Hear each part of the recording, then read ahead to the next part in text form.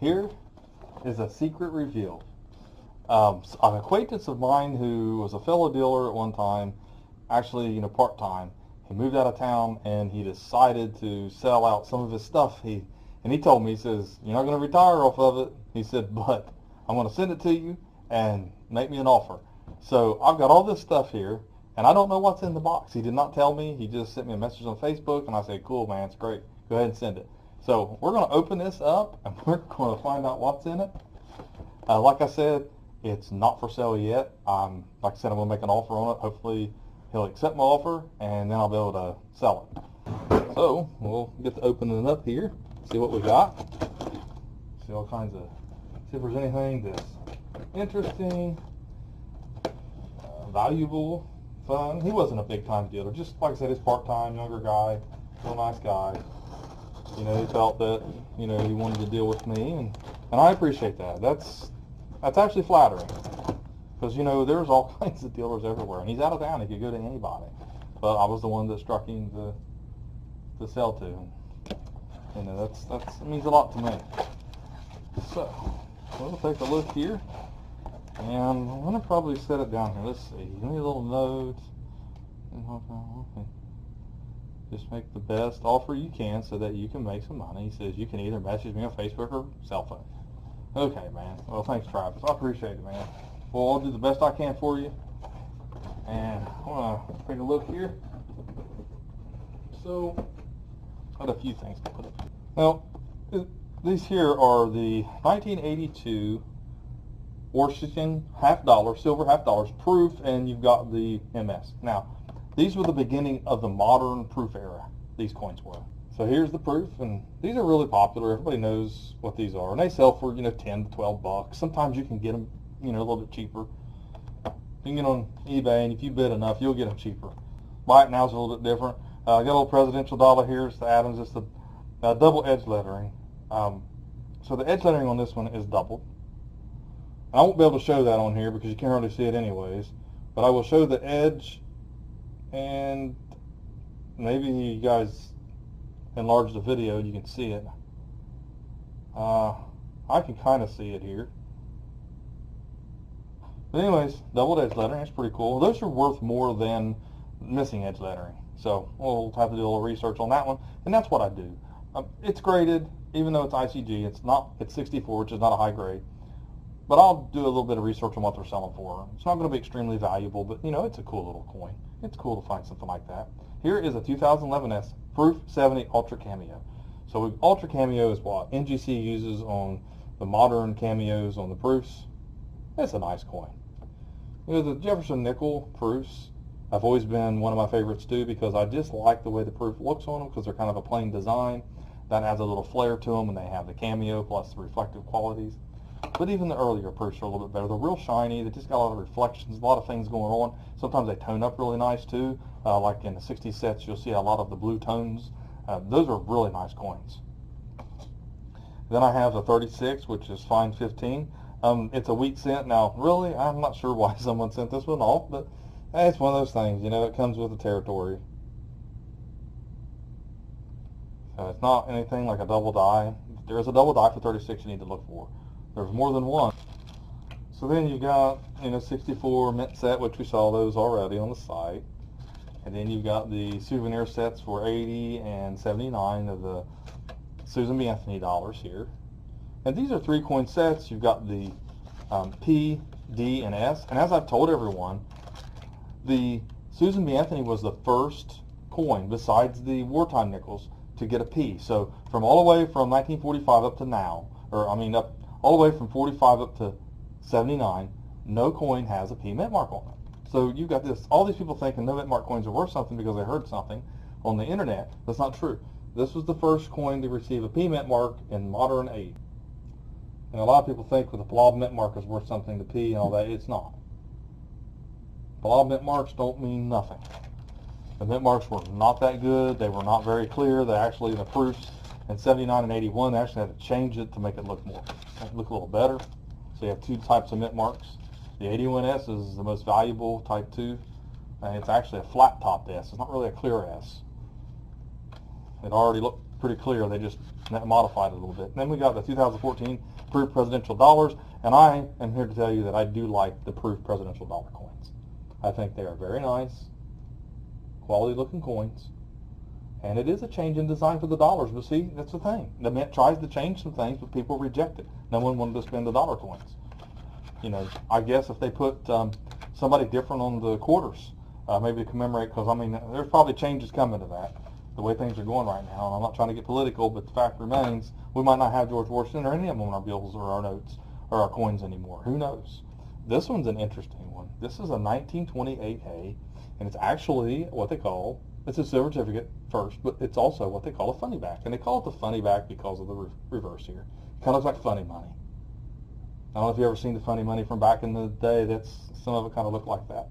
Then we have a 68S proof set. These here are, you know, just the 40% Kennedy. The rest of them aren't silver. But here you got the toning. Now I like the toning on these. This is typical toning. It's natural. You can see it a little bit in here. Like it's more blue. It's actually not as washed out as it looks like in here. So what we're going to do is I'm going to switch cameras here real fast, and we're going to take a look at this. See if we can look at it a little bit better, this other camera view.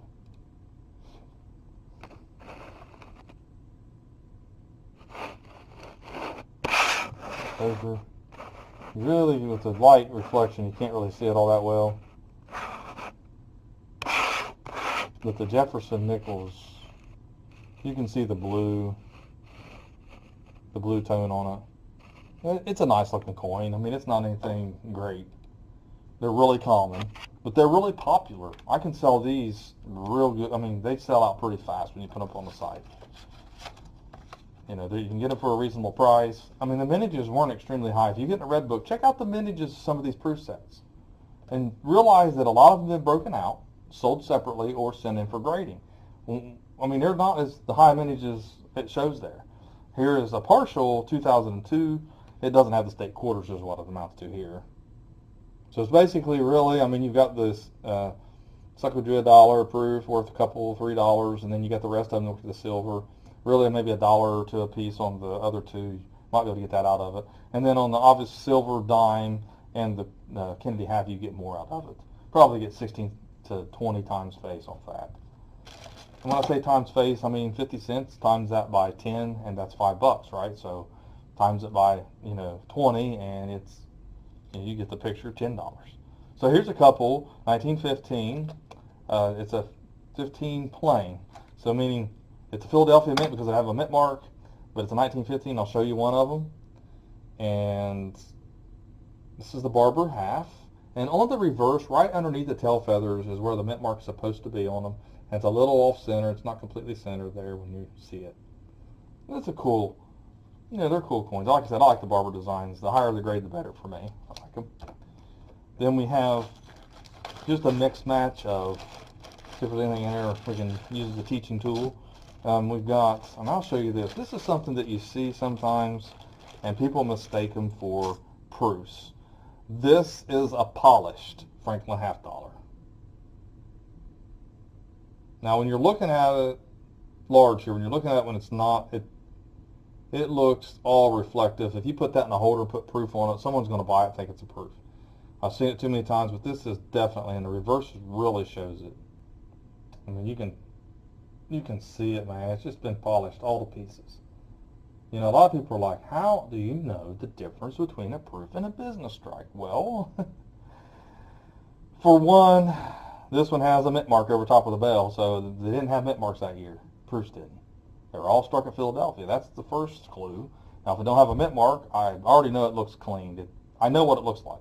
I know what proofs look like. They don't have a clean look to them. They don't look like they're scrub-a-dubbed. And there's a few more barber quarters and things like that in this bag here. Then we have this, which is Commemoratives. It's the baseball commemorative. Actually, I'll show you here. You can kind of see it. I've had these before. I think I showed them in the videos before. Let's try to maybe kind of teach you guys a little bit of something while we're looking at common stuff, because it all had a purpose. I mean, all these were created for a reason. They had a purpose. They were well thought out. They're different designs. Like I said, I don't know why more people don't like these commemoratives. They're not high mintage coins. They're 90% silver. I mean, I hear it all the time. Why don't the mint do something different? But they do something different all the time. I know it's overpriced, but I mean, if everybody was trying to collect them, the price would actually go up on them. So this one here is the, it's an actual commemorative. It comes with a certificate of authenticity, and has who designed the reverse and obverse and all that. I mean, it's all history. If you really like history, there you go. There's commemoratives. So we got some more things here. Let's see. Just your normal, like some proof coin, quarters, silver quarters, your 90% common years. They're a little better looking coins, some $50, things like that. We got that there. I think I saw that one before. And when you see stuff like this is what we call a fake grading company, because it was somebody who graded their own coins. So it's a Franklin half, and they've got on it 65 and full bell lines. And when you turn it over, you can see the name of the company, which is not really a company probably. More than likely it was not. Some people start companies. They just start selling on eBay, NCGS, National Coin Grading Service. What they'll do is they'll just grade their own coins and they'll put them up on eBay. So I can look at this coin. It does not have full bell lines.